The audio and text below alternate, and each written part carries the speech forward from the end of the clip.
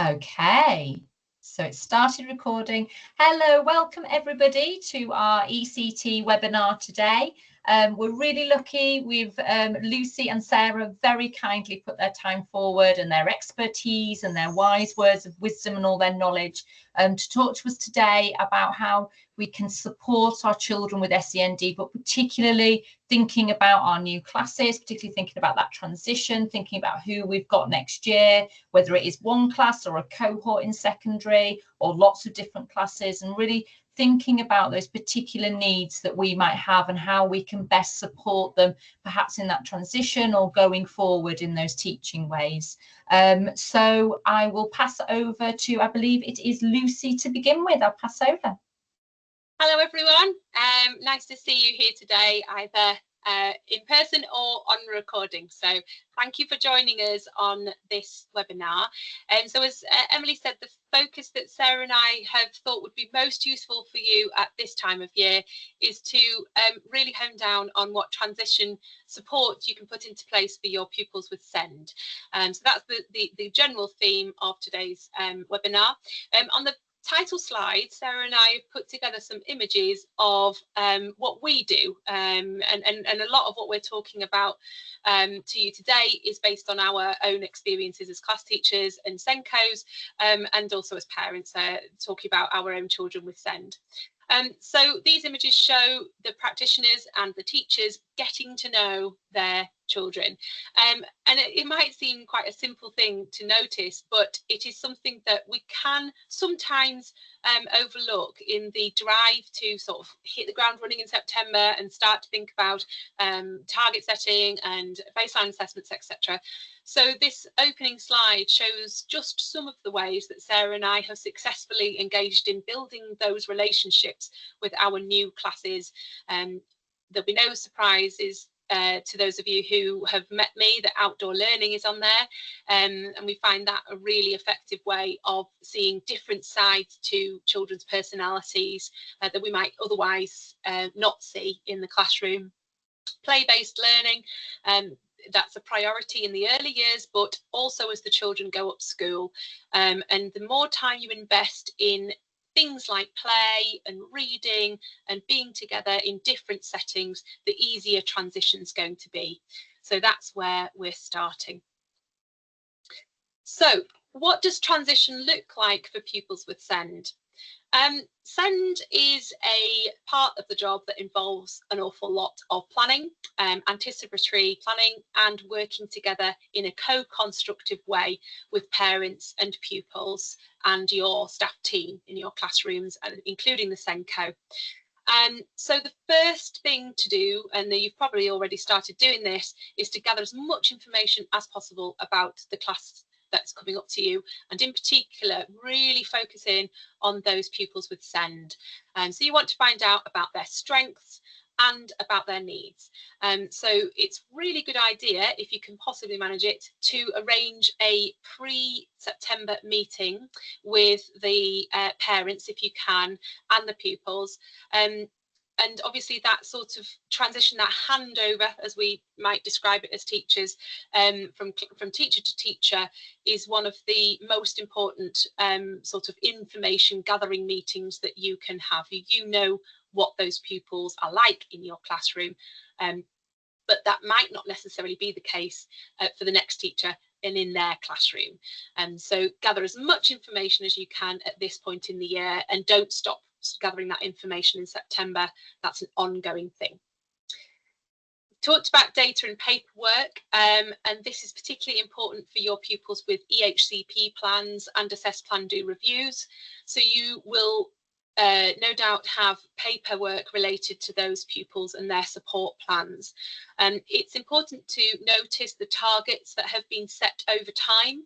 So don't just look at the current plan, think about past plans, and especially if your children are in 2 or more cycles of assess plan do review, you will be looking at target setting in those very, very, very small, achievable, smart target ways. So you need to be looking at their data, looking at their sort of milestones, looking at their achievement, and thinking about where they are in terms of their learning, and how this relates to what is reflected on the paperwork that you're working with. This includes, but should not be limited to, the reasonable adjustments that are in place for the child and targeted support. So when we talk about reasonable adjustments, these are what we do anyway as part of our commitment to the Equality Act of 2010 to ensure that our students and our pupils are included to our best endeavours, and that's the language of the Equality Act in the Children and Families Act of 2014.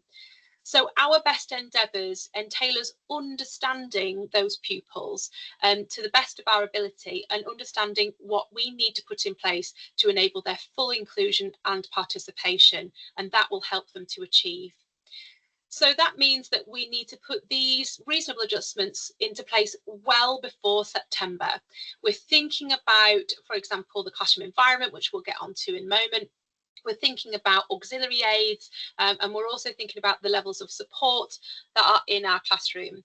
When we're talking about things like adaptive practice, we need to be aware of the individual nature of that. So reasonable adjustments are very personal, and they will relate to the child's particular barriers that they encounter in school. And the targeted support varies as well from child to child, and it's important that you realise what's happening already, but also how you can build on and enhance that before transition begins.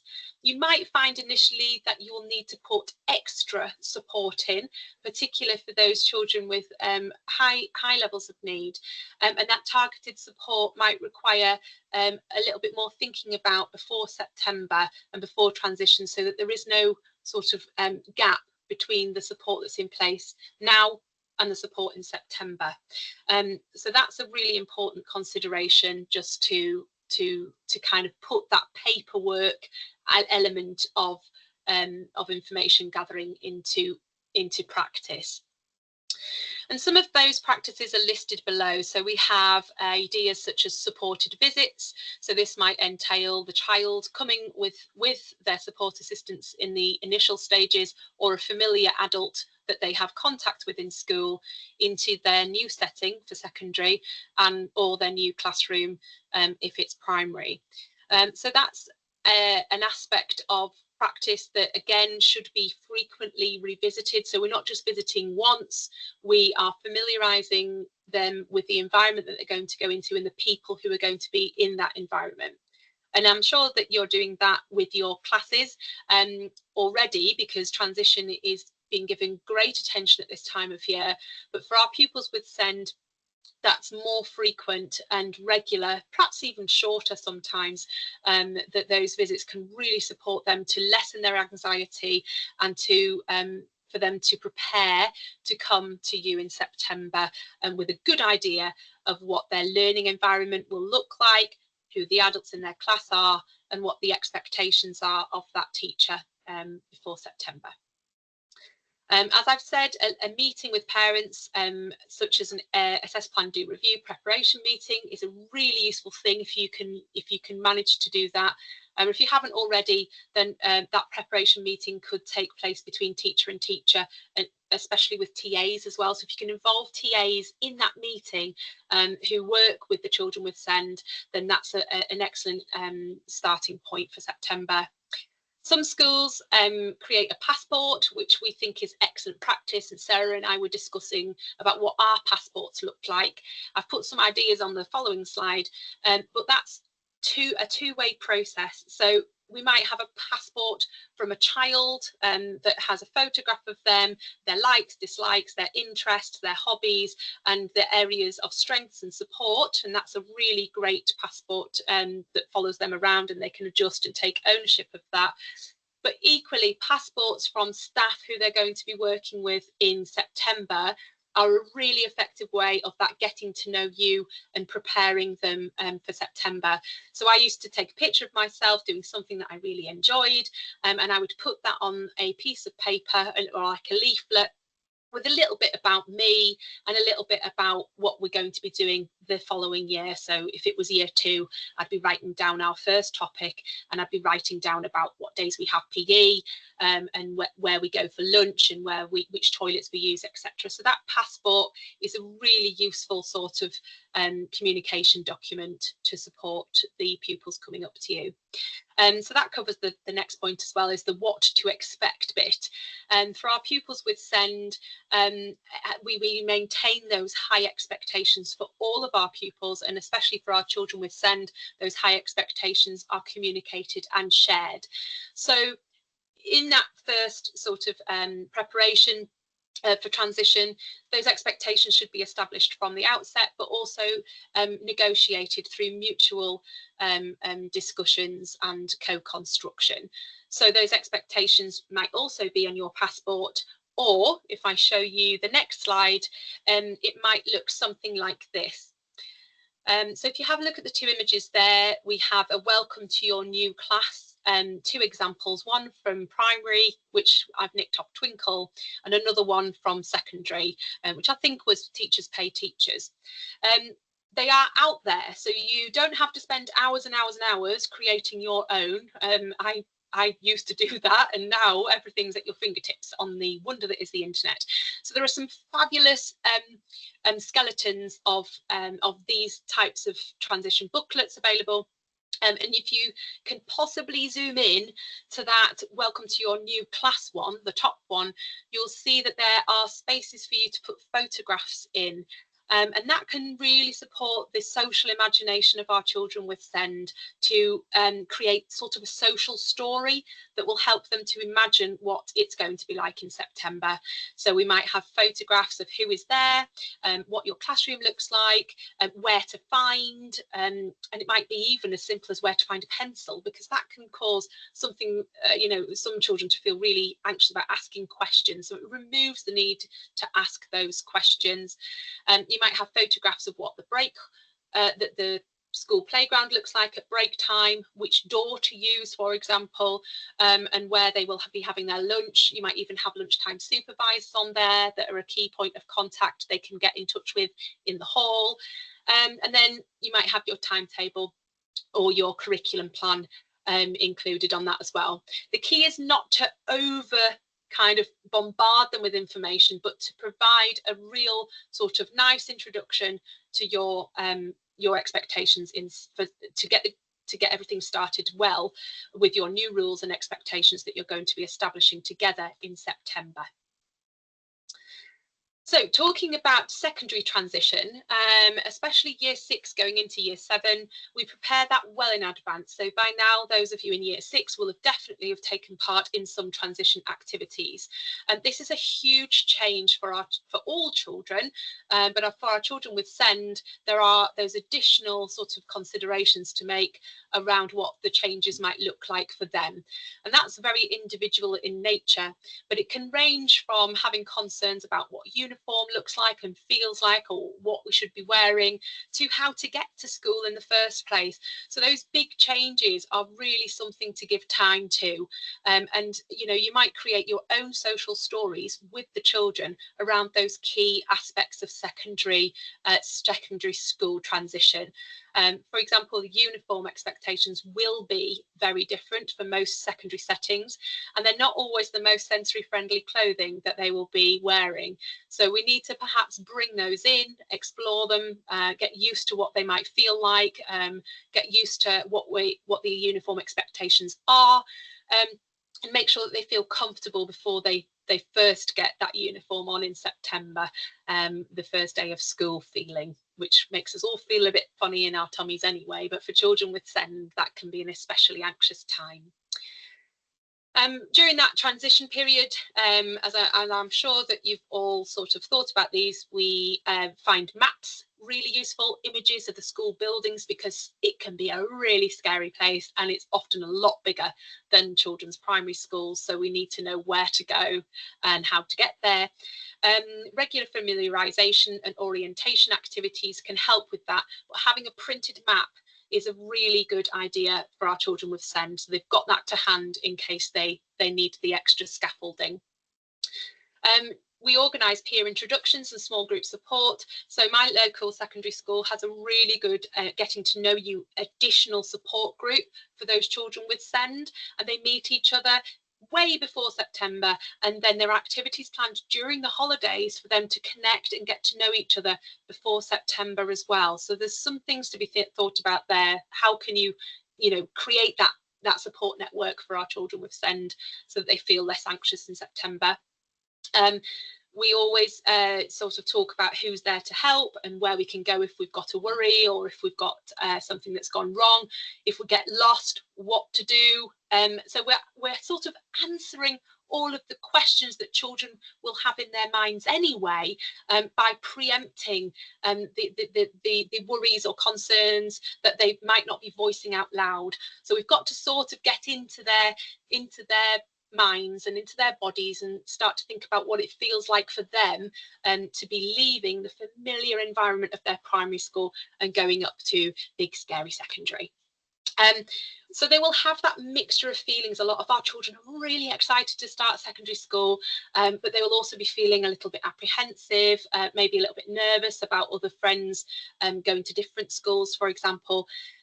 In this period of the year, it's really important to encourage those open conversations with your year sixes, encourage them to talk, to share, and going outside or having unstructured time where you just chat with your class is valuable time at this time of year. Don't think about it about loss of learning. It's actually a really important thing to do and invest your time in. And the key message here is they've done this before. So they have already left and the home and then foundation stage and key stage 1. So they have done transitions before.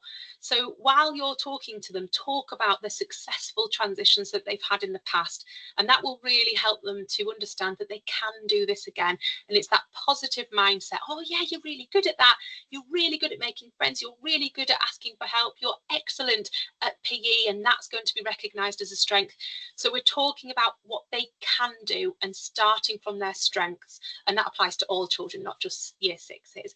And there's a link on the bottom of this slide to the Young Minds website to support children with particular SEMH, so social, emotional and mental health barriers, which is absolutely something you will come across in secondary school and primary, of course. And that link there has some excellent resources for supporting school transitions, including videos and voices from children themselves as well. I mentioned earlier about preparing your environment, and I also mentioned something called co-construction. So when we talk about co-construction, this is about involving our pupils to a high degree of participation in the actions that we're going to take for inclusion. So invite the children to think about how they want their classroom to look in September. What do we want our classroom to look like or sound like or feel like? When they have a steak, not a meat steak, as in a steak in their classroom, they will be able to feel like they have that connection and they feel that they belong. They've had a voice in their environmental setup. And it might be as simple as, I really like trains. Can we have some trains? Yes, we can get some trains in the play area. Or it might be like, I really, I don't like the colour yellow. I had one child that I worked with who really disliked the colour yellow. So I made sure I didn't use any yellow backing paper on my displays, and I made sure he knew that I'd done that. So, oh, we've gone with blue. You really like blue, don't you? And so having that discussion with them and making sure that they have that ownership and responsibility and control over the areas that they're going to be using really helps to develop that positive starting point of feeling like they belong. And within that, we're developing methods for shared expectations. So when we're talking about what our expectations are for September, co-construction is important for that as well. It's not what I expect from you, but it's also what do you expect from me as your teacher. And so that really helps to build that trusted and mutual sort of reciprocal relationship between the teacher, support staff and pupils. Sarah mentioned the importance of getting a display up really quickly You might choose to do this before the summer holidays. We've seen some very effective displays being put up in classrooms ready for September with children's photographs or portraits or their names, so that they know that that is their classroom, that is where they belong, and they have a real strong sense of that before they even start. But if you have those PD days, those essential PD days at the beginning of September, that's your opportunity to start to get everything organised, and names are especially useful. I used to get the children to choose an image to go next to their names, so that again they've got that small sort of stake in their belonging. That's the time as well, and now I know you'll all be kind of organising your classroom spaces to label, make sure that you've got accessible resources so that all children can get to them and use them on a day-to-day basis, and that will support their independence and involvement. So your space is highly organised, you know where everything is, the children know where everything is, and that those labels are, you can display words but also visuals to support that full inclusion. And the final point around environment, which we're going to talk through with Sarah on the next few slides, is about making sure that your spaces are inclusive. So we're thinking about the high instance needs here, and high instance such as autism, dyslexia, ADHD, and sensory and physical considerations that will really help you to think about your layout, think about your displays, and think about your resources. So again, we're putting ourselves in the position of the pupils with SEND and really thinking about what they need from us in our classroom design. So Sarah and I have put together some images on the next slide of what this could look like, and in particular drawing on our research in the early years. And Emily, this will speak to you as well. We've talked about how you can learn from what early years do, no matter what stage of education your next class is going to be in. So I'll hand over to Sarah and I'll chip in as well. Okay, so we're not going to focus too much on the early years as we want to get through everything, but some of the skills that children are able to do at reception, we somehow manage to make them lose before they get to year 6. So things like collecting the resources that you need for your activities rather than somebody having put them on the table for you. So that's one of the things that you'll see here, is that children have access to the resources and they can choose what will help them do the activity that they are doing. Key stage 2, key stage 3, there's no reason why you can't do the same thing. There's also natural materials here. Obviously, with the Hygge idea of creating a classroom to feel comfortable like a home, again, that's not key stage specific.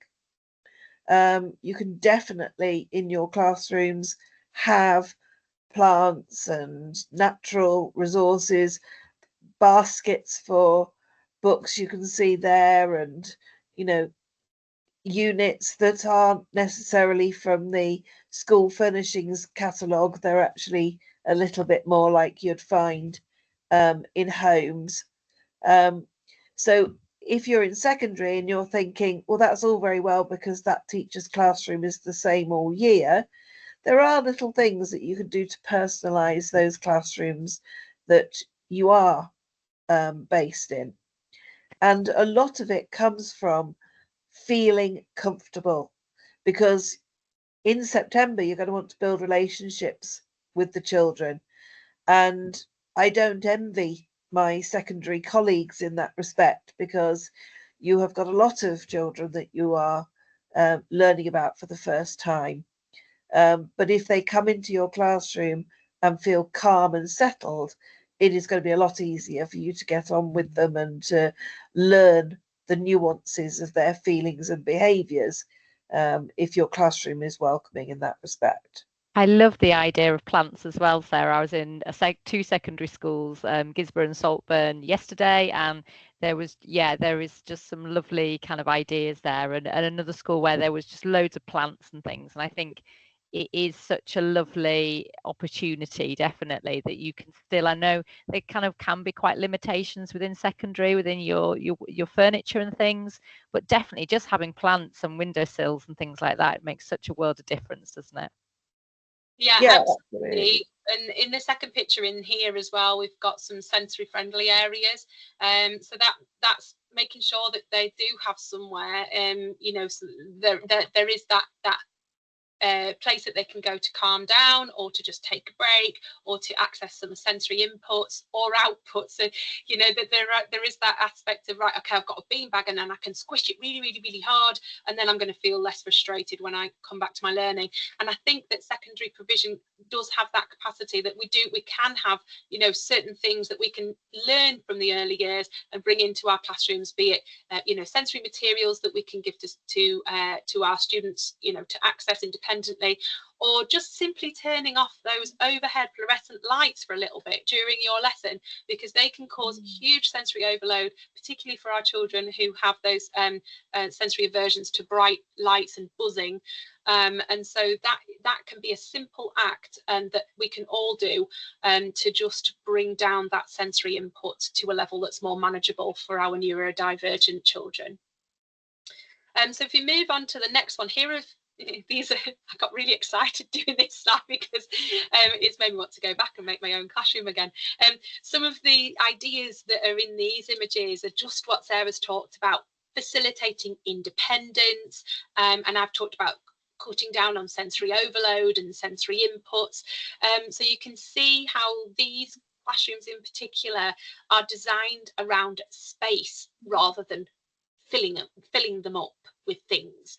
So we have lots of space between tables, which not only help our children who may be wheelchair users or with physical needs that require more movement and space, but also to lessen the noise levels, because we're going to have lots of children working in one space, and so the further we can, you know, spread things out, the easier it's going to be for all of our children, not just those with SEND. You can see accessible resources. Sarah's mentioned about wooden and natural materials that can really make a difference. And I love that middle picture. If you can direct that, that's my ideal primary classroom right there. So we've got sensory inputs, bean bags, we've got rolling balls, and the teacher has put those lovely coloured blocks over the fluorescent lights.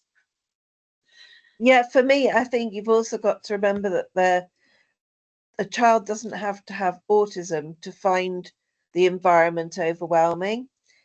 Just using myself as an example, in my office, I'm the one that faces a blank wall.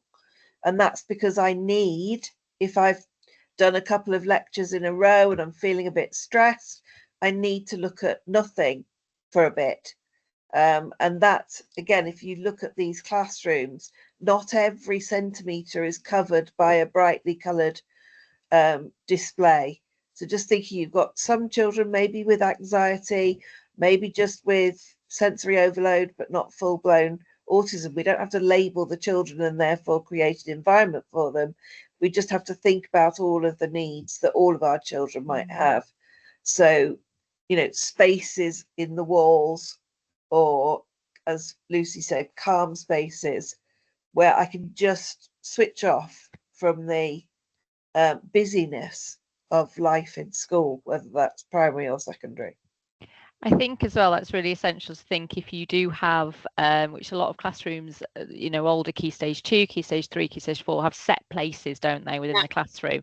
So I think it's really thinking about where would, if I do have a seating plan, where would, like what Sarah was saying, actually maybe a bit of destimulation, where would I place this person, or somebody that might really struggle with all of that sensory, and try and think that child, where would they best feel comfortable and belong, and is it in that kind of near a wall, or is it nearer the door or the window? You know, it's where do they feel really secure. And I think in secondary school as well, that really makes a difference, doesn't it? Because if they kind of maybe feel that they're right at the end of a row where they literally have to go past everybody to get to the door, that can really be a high anxiety and a real kind of claustrophobic. So I think it's thinking about with your seating plans about where they're best placed if you have them. But I know we love early years. We love kind of having spaces within our classrooms where they can also just go and hide and just kind of regulate themselves, just feel a little bit at ease again. So it's really essential to keep thinking about that, isn't it?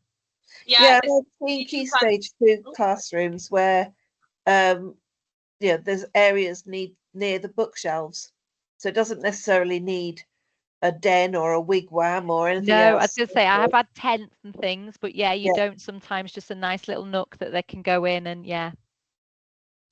one of the things to mention about seating plans that you just mentioned, Emily, is that for our children with SEND, a seating plan is a good idea in order to prepare them and help them to feel comfortable about their sort of place. You might adjust that as the year goes on, and you might have more flexibility and more fluidity, but the more predictable we can make things, the easier that children feel. And also it's really important not to jump to assumptions, and that is based on the information gathering that we mentioned right at the beginning of this webinar. As a mum, I assumed that my daughter would be best seated next to a window because she loves the outdoors, she loves the natural environment, and at home she loves looking out the window.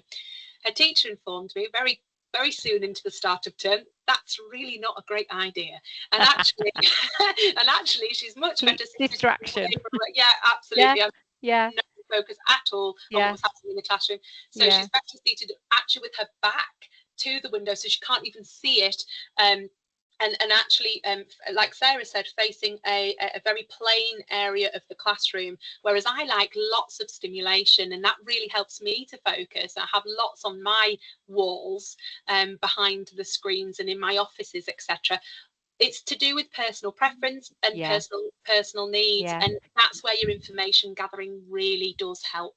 And I think talking to them about your reasons why, like your example there, I think saying, I've sat you here because of this, this and this, and that what did that lovely, was it co-construct you were talking about? I think really let your children know it doesn't matter what age they are, whether they are early years, primary, secondary, the reasons why you've done that choice, a really deliberate choice, and talk to them about it and say, but we'll see, I've done it because of this, this and this, and let's kind of, we'll review it and see how it goes. Because I think that's really important, because in the long term, you're teaching them as well how to regulate themselves and where they need to go, like you two both do beautifully, and you know what suits you. So it really supports them in their independence, doesn't it? Yeah, and make your needs explicit, so that if you are that teacher who needs to switch the lights off at lunchtime and just put your earphones on and explain. Or just rock in a corner, like some of us teachers do. Hide in a cupboard. No, don't do that. Definitely don't do that. Okay, so in terms of secondary, Sarah mentioned about the little small changes that you can make to your secondary environments, even if you're only teaching in them one lesson a day. Go and have a look at the primary sector. If you can visit primary schools, early year settings, even better. Don't be afraid to change things. Just because the norm at secondary is, might look a certain way. This image here shows, for example, the teacher has made group tables instead of lined tables, and it doesn't, it's about you taking that leap really to see what you can do, and ensuring all times the accessibility of your resources and learning displays that continues. That's not something that we do.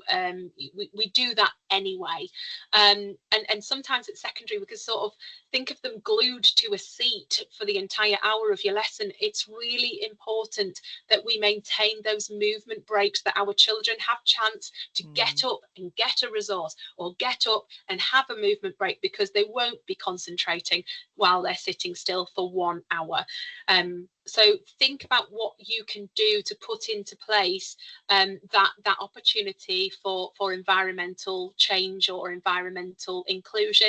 But within that obviously becomes your clear boundaries and expectations. So if you are having a movement break, what does it look like? What does it look like when we come out of our movement break? What are your expectations and what are my expectations? And by having, again, that co-constructive approach, those relationships that are based on respect for themselves, each other and you, that's where we're starting to preempt and anticipate any sort of behaviour before it arises. So it's all about that preemptive practice, thinking about how we can support our children before we need to put into place anything else to remedy behaviour, for example. And I think that clear boundaries and expectations, as well as that relationship, it's such a fine line, isn't it? You want, particularly with your children with SEND, to create that really positive relationship, but equally that boundaries and expectations are consistent for them is their safety as well. So it's knowing that, don't, you know, those high expectations that Lucy was just talking about, knowing that, you know, the strategies that they respond really well to, and getting to know them with all that information.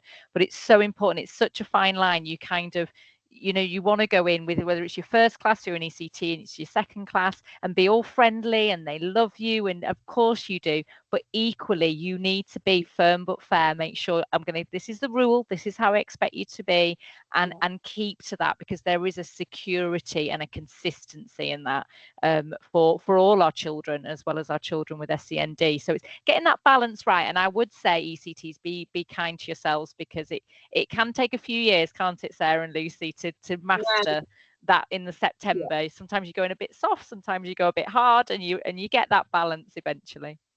Yeah, absolutely. And we're going to look at that, I think, in the next couple of slides, aren't we, Lucy? Oh, right. Oh, yeah. Absolutely. So here's Sarah with the next few slides. Okay, so one of the things you will hear in a staff room in September is, I don't understand why that teacher said they could do that, because they obviously can't. And we get this sort of idea that somehow they were brilliant in July, and then, you know, that must have been somebody exaggerating how good they were. But actually, you've got to think about it. 6 weeks in the life of a child is a long time. So if they were new to certain concepts and could do them in July, doesn't necessarily mean they can still do them in September. They're going to need those connections to be made. You've all learned about how the brain works through making connections and then repeating those connections until they are firm, solid, and not going to be broken. So that basically means that any work that they've done June, July time may well have lost some of its consistency. You need it to do it again and again. Children need time. We certainly need time. I know that, you know, even 30 odd years after having my first class, when I come to my first lecture in a year, I have that going back to school feeling. And it takes me probably a week to get my head back into what we're doing. Children need the same, and so do you. So be kind to each other in that respect.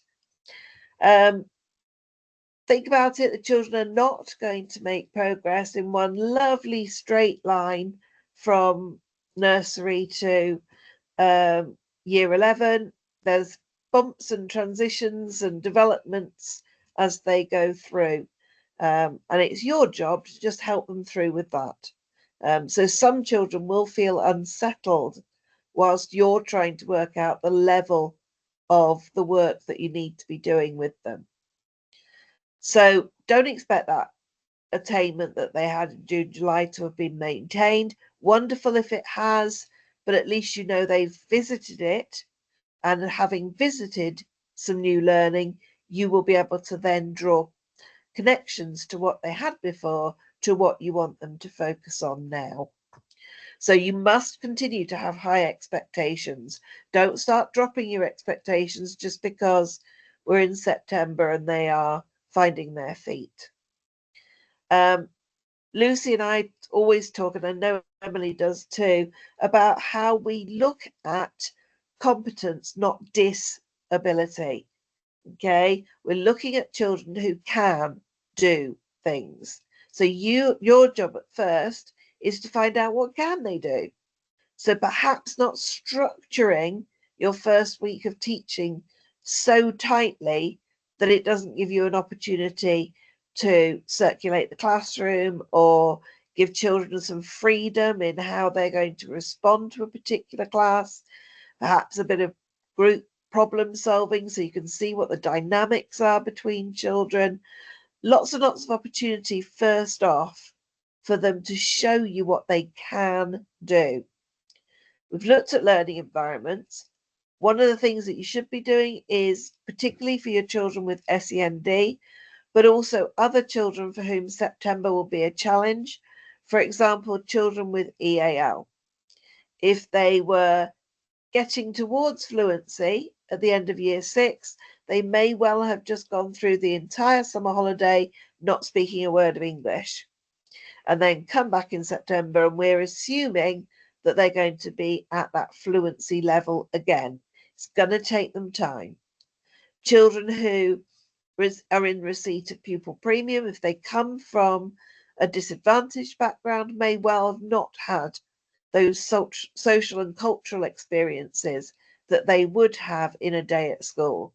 So again, they may not have interacted, they may find socialization quite difficult, but they may also find the classroom quite containing. It'll feel prison-like if you've just spent the last 5 weeks out in the streets meeting whoever you want to and playing out. So if you want to go to the next one, Lucy. So that's what I'm saying here. One of the classics, certainly in primary schools, is let's spend the first day talking about what I did in the holidays. I would be extremely cautious about doing that, because you will have children in the room who may have gone, I don't know, Florida or whatever, and you'll have children in the classroom who, as I said before, might have played out the whole summer. Their experiences are going to be very different, and they may not be conscious of the difference, in which case that's great, but they may well be. There may well be a feeling of being other if you're not careful. Why didn't I have those fun holiday experiences?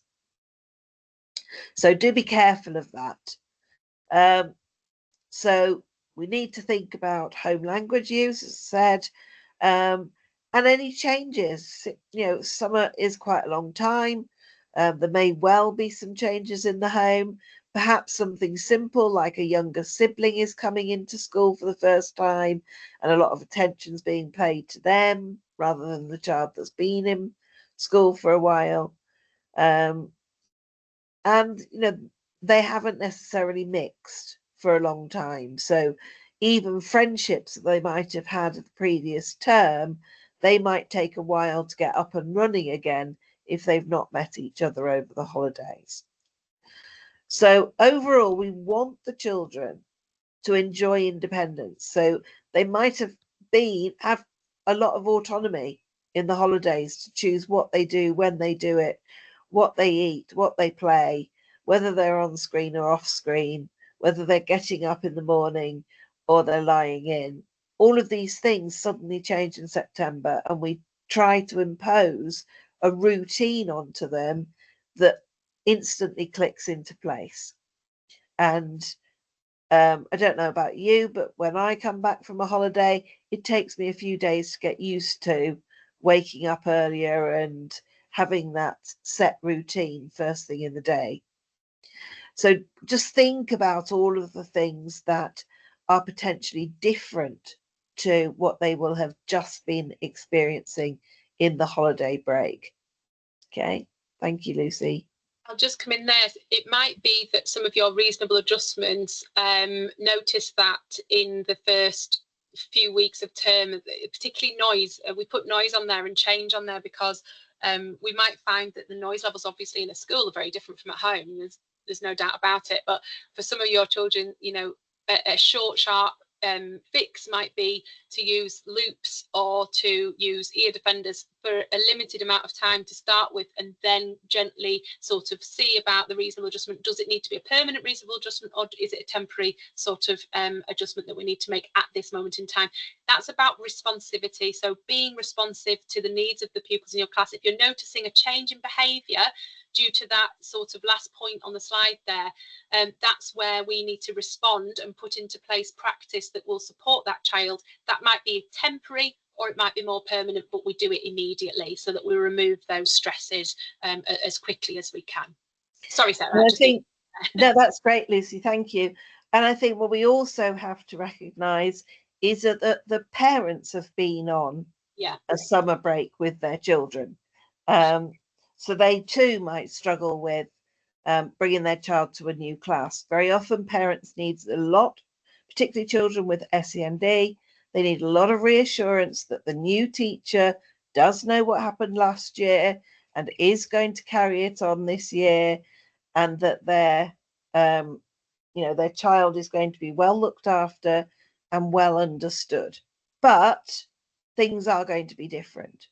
Yeah. So talking to parents, we used to have a parent meeting in the second week of term where we'd lay out what we were doing for that term, simple things like what were the expectations for PE, if we were the year group going swimming, all of these sorts of things. But it gave the parents an opportunity to see the teacher in action and to hear that reassurance that everything is actually going to be okay. And that brings us nicely on to well-being, doesn't it, Sarah? Yeah, absolutely. I mean, when I was a head, my classes for the first 3 days would be purely based on PSHE. So yes, they might be doing some writing, but it would be PSHE based. So I could still do those baseline assessments that I wanted in terms of what understanding do the children have at the moment. But also there was lots of finding out about them that took from the transition morning that I had with them from the previous year, and we'd revisit some of that, but then add to it in terms of, right, well, now you're here, how does it really feel? And what do we need to do together to do that? So you need to allow some settling in time. They need to get to know you as well. This is not a one-way process. You are a different human being to the one who they had in their last academic year. And whilst I don't suggest you sit down and tell them all your family secrets, I would suggest that you give something. So, for example, I had a brilliant year 2 teacher, and she really loved guinea pigs. So one of the first things the children learnt was, Miss loves guinea pigs. Okay, and then there would be pictures of guinea pigs, there'd be a little stuffed guinea pig, but it meant for the children, it was not really personal information that she was passing on, but for the children it was something to hook into, and it felt like a positive thing for them. So give a little bit of yourself as well. As Emily was saying earlier, I feel nervous at the beginning of the year, so I need an environment where I can have a little bit of calm down time. Okay, so you might need to say that sometimes we just need to be quiet and draw breath. And in thinking about with secondary as well, with that kind of settling in time, I was talking to a school the other day about their tutor time, and just I know sometimes secondaries you might be quite restricted as to what you do in tutor time. We set kind of whether it's Monday reading and Tuesday doing life studies, and you have quite a very short space of time first thing in the morning, 15 minutes with your children, with your pupils. But we were really talking about, really suggest perhaps for the first couple of weeks to just have it a very free. They were talking about kind of creating posters all about themselves, which I loved. And I said, that is primary. They'll love it. They'll love drawing and bringing in pictures and just having those conversations. So if that's their first port of call, especially for our children with SEND, that key person that they have that's just going to settle them in for that day, that can make a world bit of difference for the rest of the day. It's setting them up on a really positive, getting kind of settled in. And so I know you're sometimes restricted with your tutors, secondary schools, but really talk to your year lead. If you're going in and you've particularly got year 7 or even year 8, it's so important, whatever year you've got, to have that settling in time in that September. Yeah, absolutely. And apart from anything else, knowing a little bit more about the children can help with some really practical things. like, you know, the fact that a different group comes in front of you every hour. Sorry, I'm just going to have to cough.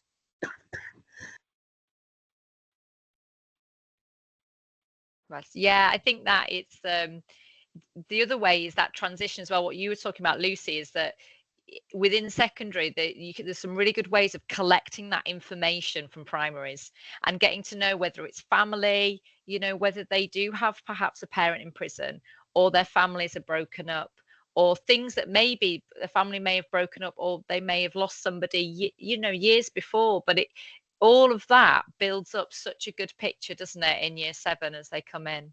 But it's even noticing things, you know, like what pencil case have they got? You know, what bag have they got? What key rings have they got on their bag? And that little bit, oh, I love your Lego key ring. Whoa, you got a whole conversation about Lego, and then you found a common ground, and you found something that you can, like Sarah said, hook in. So notice things about the children. What's different about how are they displaying their individuality and their interests? And that's a really good starting point, particularly in secondary, but also in upper primary as well. And it's that belonging as well, isn't it? That kind of exactly that they feel they belong, which definitely links with well-being and is quite big at the moment, belonging. I'm conscious of the time. Could we just move to the after the first week? Yeah. Here we go. So, many a time a teacher's received a class who last year were a bit challenging, and day 1 the children behave themselves brilliantly. They sit down, they put their hand up to ask questions, they're respectful to each other, they say all the right things. By day 3, okay, they are now tired because they haven't had this routine for a while. And you begin to see the potential for boundary pushing and dysregulation. Okay, if you could imagine, so for example, the level of activity there was in a university lecture, say. So you're in a workshop and you're doing lots of activities and you're listening to lots of things from the lecture. Imagine doing that from 9 till 3:30 for 3 days, having had a totally different 5 weeks before that. I think we can all safely say that our behaviour would be challenging. Lucy, can you just finish the last 2 slides for me? Yeah, so as Sarah's saying that overload and tiredness is a real thing, but you might also see unmasking behaviours, and we do want to encourage unmasking behaviours. We want our children to release themselves and display themselves, and we celebrate that neurodivergent response to their environment. So if you see unmasking behaviours, certainly don't try to stop them. So for example, if you see children starting to ask questions or develop their confidence, you know, show themselves for who they are. You might see stimming behaviour, for example, from children with autism. That's a positive celebration of difference. So we don't try to stop that behaviour.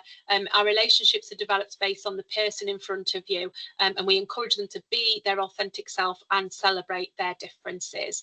And within that, you might also see challenging of friendships that we've mentioned. So there's that day 3, and especially year 4 and 5 girls I've noticed in the past. They're challenging of friendships. They've come back together. They're really excited to see each other. They started to, you know, chat and have a really lovely time. And then day 3, they've realised something's changed. So there's that renegotiation and re-establishment. And that's when you may get the sort of playtime aftermath. So you've got your children coming to you saying, so-and-so said this has happened, blah, blah, blah, blah, blah. You need to allow time to problem solve those friendship challenges. So again, open conversations, transparent conversations, but time is absolutely key. Don't pressure yourselves in the first 2 weeks and fill it full of curriculum activities, because you will need some PS each time. And beyond the first week, this is where we see a lot of teachers going, because at this point, this is where we do have those demands of the curriculum. So we have baseline assessments, evaluation of targets, and you might start your ADPR meetings, so your assess, plan, do, review meetings, including SMART, target review and setting. It is absolutely vital that within this period of time we have the opportunity to have a good pupil voice experience. So that might be a formal meeting with our pupils with SEND. And we have our regular check-ins, we have our daily sort of emotional check-ins and our daily conversations, but a formalized meeting where I sit down with the child and we share about strengths and needs and barriers. That is really important to inform our ongoing planning and smart target setting. And that is monitored over time. So we've got ongoing monitoring and checking in. It doesn't just disappear because we've been here a month, a week, a half term. We now allow that regular sort of embedding of practice, and the settling in doesn't stop just because we've reached October half term. Yes, we allow at least a half term for settling in, but for our children with SEND, that might be a lot longer. And Sarah said earlier about, you know, expectations. Don't expect those relationships to come straight away. For many children, they will be barriers already based on lack of trust or lack of understanding, or even trauma that we need to overcome in the first instance. So that takes time and patience and understanding. And in with some of the pupils I've worked with, that hasn't come until Easter, but we've been working on our relationship, and we've always open, we're always ready to go. And it's not until Easter that turn around and like, you're all right, miss, aren't you? So you need to sort of allow that time and space to invest in your relationships for all children, but especially those with SEND, and monitor your own well-being. And Sarah's comment there, it's a long time till Christmas. It really is, and it can feel like a drag. If you're feeling it, they're feeling it. So monitor your well-being. That is a great barometer for the well-being of your class, and always pull back if you need to before going forwards, because that is the way that you're going to work together and understand each other beyond the first week and into the full year that you've got ahead. Brilliant. Oh, last slide, sorry. I was going to say, do you want to just mention the useful resources? I really recommend signing up to NASEN. This is free. It does take a registration process, but once you're in there, there's some fantastic resources on whole school SEND that you can access for free through NASEN, including the condition-specific video suite. Absolutely brilliant for really getting to think about what reasonable adjustments and what targeted support you can plan for your pupils with specific conditions like dyslexia, autism, ADHD, dyspraxia, developmental language delay, etc. The SENDcast is fabulous. I'm addicted. It's a really great podcast to listen to. Facebook groups, again, it's something I spend a lot of time looking at and contributing to. There are people like us all over them. One of the ones I recommend is Sensory Class, particularly for establishing those environmental changes that you might want to put into place in your classrooms. BBC SEND resources, they're really good for parents, but yeah, absolutely brilliant for teachers, including communication interaction support. And if you're interested, a great book that I've read recently and watched the film of is The Reason I Jump. That's about celebrating neurodivergent responses in the field of autism. So I mentioned that before about how unmasking behaviours are a really positive way forward in developing relationships. This is about why it's important that children with autism stim. So that's self-stimulatory movement, and this particular one focuses on movements such as jumping and spinning, etc. And we've mentioned it before, but mentally healthy schools, again, an absolute treasure trove of resources and PowerPoints and videos. Brilliant. Well, thank you so much, and I hope you're okay, Sarah, as well. I'd just like to say a big thank you, Lucy and Sarah, for that really informative. We're going to stop now. I'm going to stop recording, but if anybody that's on would like to ask some questions, you can do so. I'll just stop recording. Okay, see you later, everybody.